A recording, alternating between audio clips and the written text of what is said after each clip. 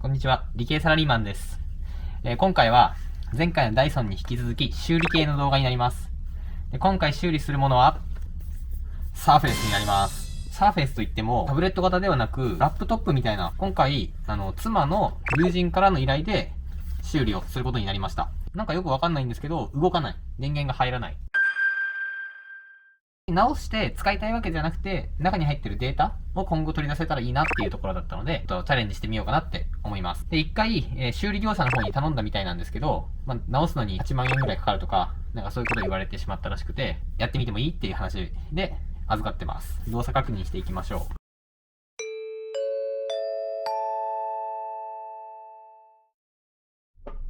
う。で、電源ボタンが多分これなんですよね。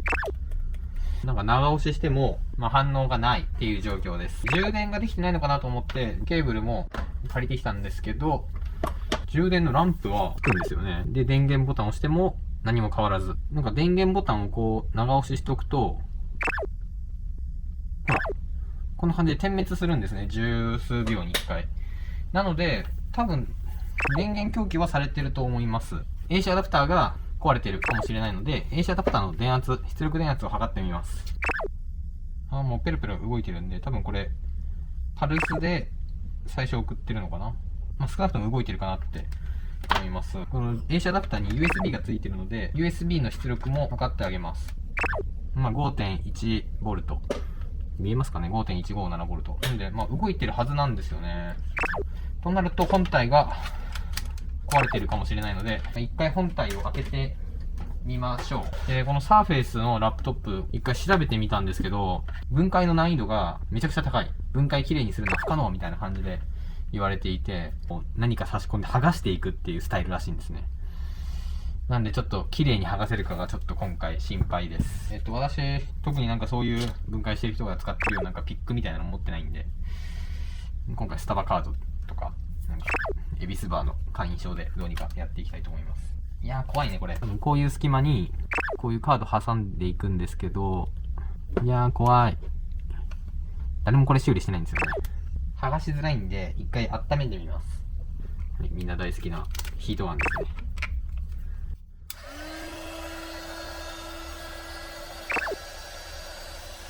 これ結構熱いんで、あんまり近づけないようにしながら。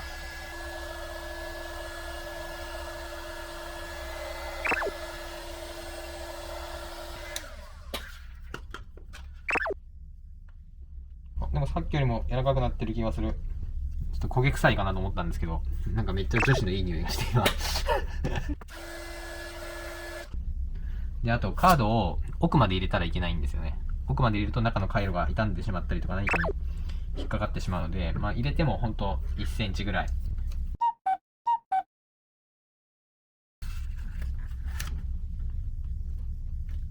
お、いけたっぽい。オープンします。ちょっと待って。何がくっついてんだこれ。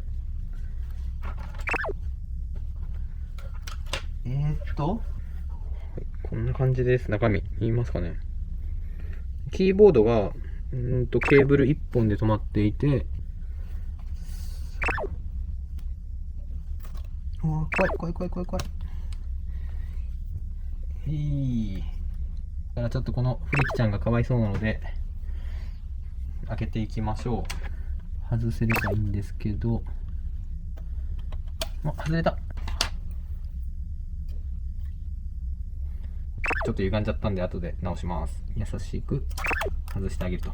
さあ、そしたらじゃあキーボードの裏側、見てもらうと分かるんですけど、ここが多分元々の接着剤ですね。この黒いやつが。これが多分業者の接着剤というか両面テープですね。はい。で、問題なのが、キーボードを外します。で、多分キーボードは一応反応っぽいのはしてたんで、問題はないと思います。そしたら問題なのかどうかっていうのを見ていくんですけど、まず手前にあるこれがバッテリーですね。この4セル分ある感じですかね。で、特になんか、膨らんだりとか、そういったところもないので、バッテリーは見たところ問題ないのかなと思います。でも中は比較的綺麗で、ゴミとかもないので、ちょっと一回この状態でもう一回電源ボタンを押してみますか。そのファンが動くのかなとか、そういったところを見るために。電源オン。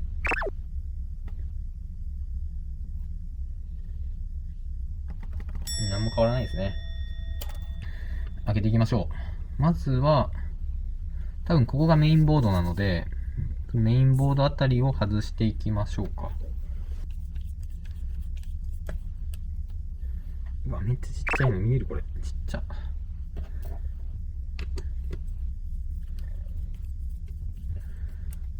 ああ、さっきと同じこれ。違うんじゃない？若干違うのね。これは大変や。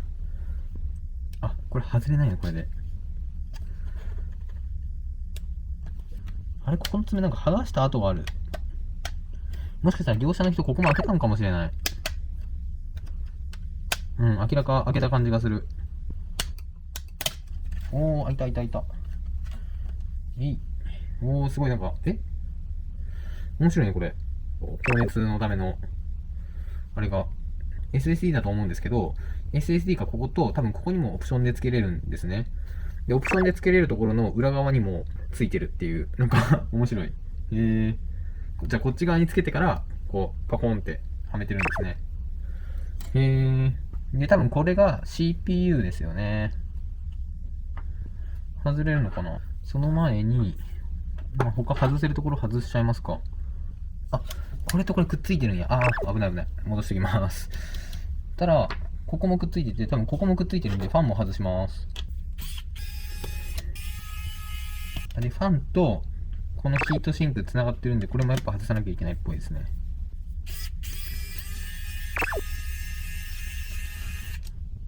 これで外せんのかな？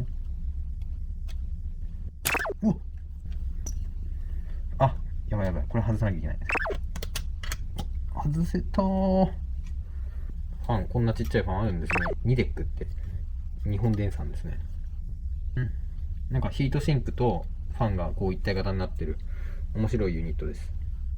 さあ、今メインボードがもうある程度見えたんですけど、これが CPU ですね。で、これがメモリたちで4つ積んであって、で、これが SSD のメモリチップだと思います。これが電源が刺さったところからこう伸びて、ここが電源回路。で、多分これがスピーカー、反対側にもスピーカー。で、ここら辺がその周辺のなんかの回路だと思います。で、今回電源が一切入らないので、なんか CPU な気がするんですよね。でも特になんか基板で焦げてるようなところもないですし、原因がパッと見た感じでは全然わからないですね。一回ちょっとマザーボードやっぱ外してみないとわかんないと思うので、外してみます。本当はバッテリーを先外したいんですけど、安全のために。なんかこれバッテリー最後にしか外せないみたいなので、もうとりあえず全部バラバラにしていきます。すごい外しやすいシールドと外しにくいシールドがありますね。そしたらディスプレイを外す。こういうのは多分普通に止まってるだけなんで、ます。はい。できました。そしたらもう外せるのかな、マザーボードが。いや、これ厄介やな。なんかこのすごい屈強なバーで止まってますね。このネジ絶対緩まんやん、これ。これを外すにはディスプレイ外さないといけないのか。嘘。なんで？いや、でもそうだよな。絶対そうだわ。取れたー。取れました、ディスプレイ。でもやっとこれで、すっきりしました。で、なんか至るところに、この、なんか、パソコン、マグネットがついてて、こういうところですね。ネジがひっつくんで、マジでネジの管理を、見えますネジ。ネジの管理しっかりした方がいいです。ちなみに私は全然しっかりしてないんで、最後ネジ余ると思います。またカチっていった。よくわかんないバーが外れて、あとはマザーボードに何個かネジがあるので、とりあえず7本ぐらい外したんですけど、これでもう外せんのかな。動く。無線 LAN のケーブルみたいなやつが基板に引っかかってるんで、これも外しますね。これで外せる？このスピーカーが邪魔してますね。スピーカーも外します。外せました。マザーボード。そしてマザーボード外したら下にバッテリーの端子がありますね。わかりやすくなんかプラス、マイナス、DC、Z、イントとかあるんで、ちょっとここ電圧測ってみますか、さっき。なんか見た感じ、マザーボードが問題なさそうなんで、ほら、マザーボードの裏側にこうやってバッテリーにつながる端子があって、それを押し付けてる感じですね。一応、プラスとマイナスって書いてあるんで、それに合わせて。電圧出ないですね。0ボルト。バッテリーが本当に壊れてるのかな。他の端子も見てみますね。マイナスと D も0。イント C も0。Z も0。おかしいですね。で C と D、0。どこの端子測っても0なんですよね。電源を入れるっていう動作をしたときに、一切マシンの方に電源が供給されないと思うんですよね、これじゃあ。ちょっとバッテリーが怪しい気がするので、一回ちょっとバッテリー剥がしてみますか。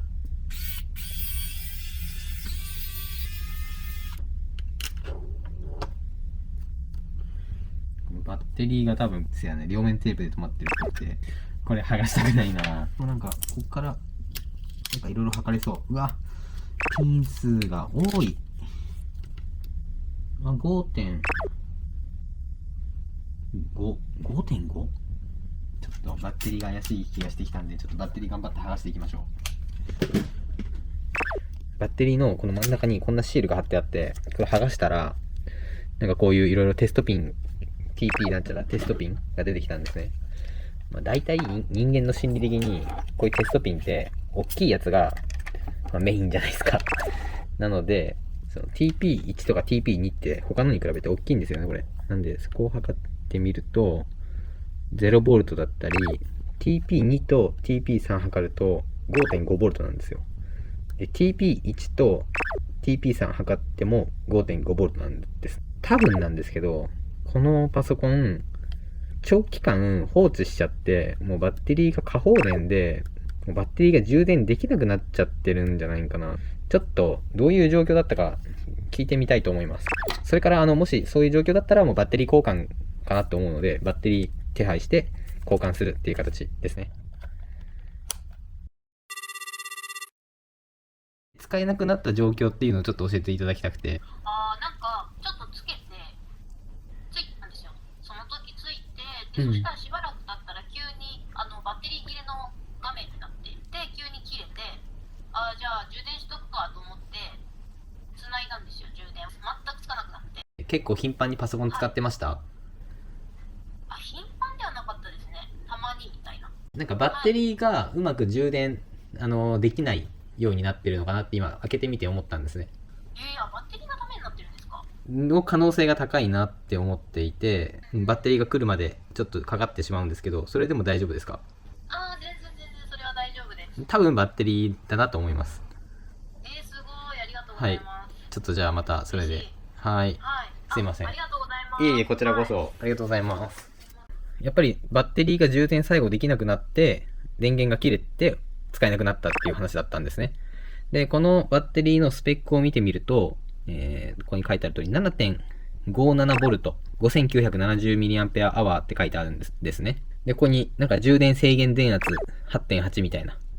8.8 って、まあ割るにしたら 4.4。よくあるリチウムポリマーかなって思います。で、先ほど、なんか 5. 何ボルトって出てましたよね。あれって多分最終的には、最大 8V とか、7.57 とか、そういう電圧にならなきゃいけないものなんだと思うんですね。で、なので多分安全回路が中で働いて、電源がつかないんじゃないかなと。そういう状況だと思います。マザーボードとかも、さっき見たように、もう綺麗なんですよね、めちゃくちゃ。で、中にホコリも全然溜まってないですし、放置して、たまに使って放置してっていうのを繰り返したことによって、充電が足りなくなって、バッテリーが、劣化して、で、最終的に電圧が下がりすぎて過放電してしまって充電できなくなっちゃったんじゃないいうことなのかなと思います。わかんないですけど。なので今回、やることとしては、正規品のバッテリーは多分ないと思うので、ちょっと互換品になってしまうんですけど、互換品のバッテリーを買ってみて交換したいと思います。バッテリーをね、曲げないように、ちょっと温めながらとかやっていくしかないと思うんで、こっち側もうちょっと加熱が必要ですね。まだまだ硬いですね。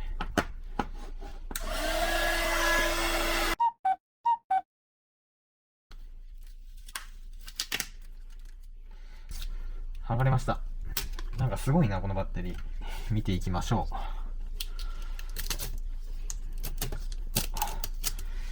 いや、今回のこれはすごい勉強になりますね。2.7 ボルト。2.7 ボルト。2.86。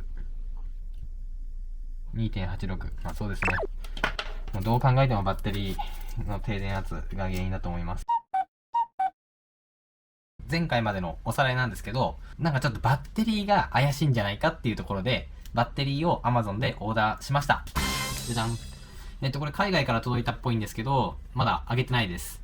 ただちょっと気になるのが、この品名に、マッサージフットパッドプラスティック。ちょっと怪しいですね。そして、バッテリー入ってますね。ちょっと端子が曲がってるのが気になるんですけど、見えますかね。ちょっとじゃあ早速電圧測ってみますか。テスター。いつも使ってるテスターを会社に持ってっちゃったので、代わりのテスターで測ります。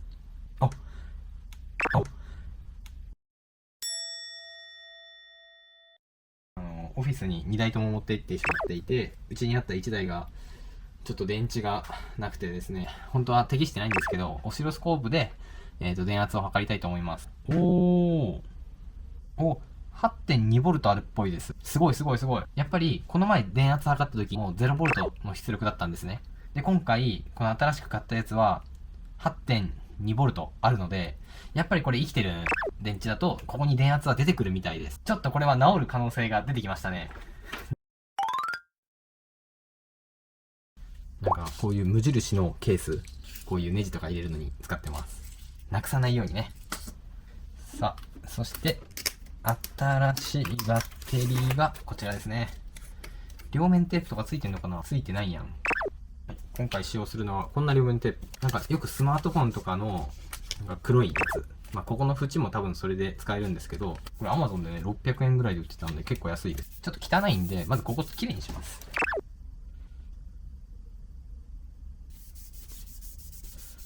接着剤のね、跡をきれいにしてます。その方が接着が多分良くなると思うので。で、周りの接着剤とかも取っていきたいと思います。こういうのが残ってると、どうしてもそこだけデコボコしちゃうんで、できる限り綺麗にしていきます。あと他にもですね、キーボード側の裏にもですね、落とさないと多分綺麗につかないんで、綺麗になりました。もうね、テーブルは後で綺麗にします。この黒いの全部接着剤です。あとここも忘れてた。こういうところはね、もう IPA ジャバジャバかけて。はい、もうほぼ綺麗になりました。そしたら、早速バッテリーをインストールしていきます。そしたら、剥がしていきます。特に位置とかというか、まあね、入れば大丈夫だと思うので、これちょっと難しいかも。両面テープちゃんとついてたんで、電極のところも綺麗にできました。なんだろうね、この FFF って。これでバッテリーのインストールができました。そしたら、マザーボード乗せていくんですけど、その前に、こういうところに CPU とかについてるグリスですね。これを上だけね、優しく拭いてあげます。この古いグリスがついてると、やっぱり熱の伝わりが悪くなるので、このコアの上だけ綺麗にしてあげましょう。で、次 SSD ですね。ここも拭いてあげます。で、こういう無線のアンテナとかもですね、こういうの差し込んであげましょう。これ忘れるからね、絶対ね。とか、あとスピーカーとかですね。コネクタもつなぎます。そしたら、ディスプレイのこういうところを閉めていくんですけど、ごめんなさい。もうネジがわかんないです。だってこんないっぱいあるんだもん。ごついネジから使っていきましょう。だいたいこういうの組み立てるときって、ネジが余るんですよね。こうか。違う。やっぱこうか。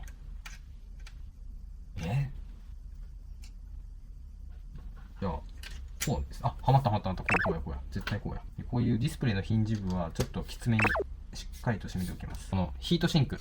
この裏側もちょっと綺麗にしてあげます。ここに、新しいグリス。少しでいいんですよね。こういうのって。そして、これをつけます。最後に CPU のところの、あとはですね、ネジがまだまだいっぱいあるので、これやばいな、ネジこんないっぱいあるんだけど。いや、重くね。はい。もう見た感じですね、全部のネジを締め終わって、最後に余ったネジが4本です。ちょっと妻を呼んできました。でなぜかっていうと、このパソコンは妻の友達からの依頼で今直してたので、ちょっと妻に電源ボタンを押してもらいたいと思います。とりあえずキーボードをつなぎます。そしたら、電源ボタンここにあるやつなんで。はい。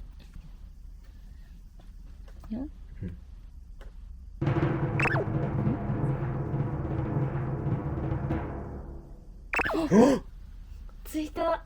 すごいね。おお、起動したやん。いや、起動しませんって書いてあるけど。うん。おお。で、今パソコンがちゃんと起動したんですけど、時間がずれているのと日付がずれてますね。なのでバッテリーが完全に放電してしまって、BIOS の時間もちょっとずれちゃってるのかなって。まだキーボードプランプランの状態なので、これを止めていきたいと思います。で、充電も今できてたっぽいですね。そしたら、この最後、このカバーですね、止めていきます。で、さっき、これ動画になってなかったかもしれないんですけど、両面テープをここにバーってつけたんですよ。これ。その両面テープを剥がしていきます。いやーでもほんと治ってよかったなって思います。じゃあ貼り合わせていきましょう。これ難しいよね、絶対。エイヤーでいいのかな。エイヤー。お、閉じれるやん。さあ、これでちゃんと治ったはずです。もう一回最後に電源が入るかだけチェックします。おー、つくやん。いやー、よかった。はい、大丈夫ですね。起動しました。で、キーボードも多分、ちょっと名前出ちゃうんですけど、問題なく動きますね。ピンコードは私は知らないので、入ることはできません。はい、これで、今回の修理は終了なんですが、今回まず何が原因だったかとかいろいろそういう経緯を説明したいなと思います。で、そもそも、私の妻の友達がですね、パソコンが急につかなくなったっていうところで、まず最初に私じゃなくて修理業者の方に持ってったみたいなんですね。で、その修理業者の方が、なんかマザーボードの故障だろう、交換費用が、8万円ぐらいかかるっていう風に言われたらしいです。どっちかっていうとマザーボードを交換してまた使いたいというよりかは中のデータを取り出したいっていう要望だったんですね。ただマザーボードを交換してしまうと SSD とかが今回はオンボード、直接マザーボードにくっついてるタイプだったので、マザーボードを交換してしまったらデータが取り出せない。なので今回、修理はしなかったっていう話でした。で、その話ちょっと私が聞いてお借りして今回直させてもらいました。で、今回かかった費用っていうのが8万円とかそんなこと全然かからなくて、Amazon で買ったバッテリーだけです。はい。というわけで今回は、マイクロソフトの Surface のラップトップって言われるモデルですね。の修理をしました。そして無事直すことができました。で、このチャンネルでは修理だったりとか何か新しいものを作ったり、あと商品のレビューとかっていうのをどんどんしていこうと思います。皆さんチャンネル登録、高評価よろしくお願いします。それではまた。